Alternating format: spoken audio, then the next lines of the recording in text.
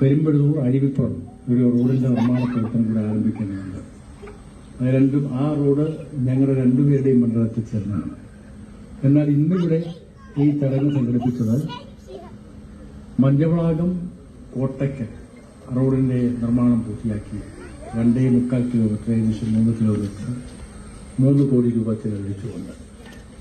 മറ്റൊന്ന് തൃപ്പരൂർ മണ്ണങ്കോട് നാറാണി എള്ളുവട ഈ റോഡിന്റെ പണിയും ഇന്ന് പൂർത്തിയാക്കി. അങ്ങനെ 5 റോഡുകളുടെ നിർമ്മാണം പൂർത്തീകരിച്ച് അത് നാടിനായി സമർപ്പിക്കുന്ന ചടങ്ങും അതോടൊപ്പം കുന്നത്തുകാൽ വെള്ളട പഞ്ചായത്തുകൾ ബന്ധിപ്പിക്കുന്ന 3 റോഡുകൾ, അതായത് മലയങ്കാവ് വേങ്കോട് മുള്ളരുവട,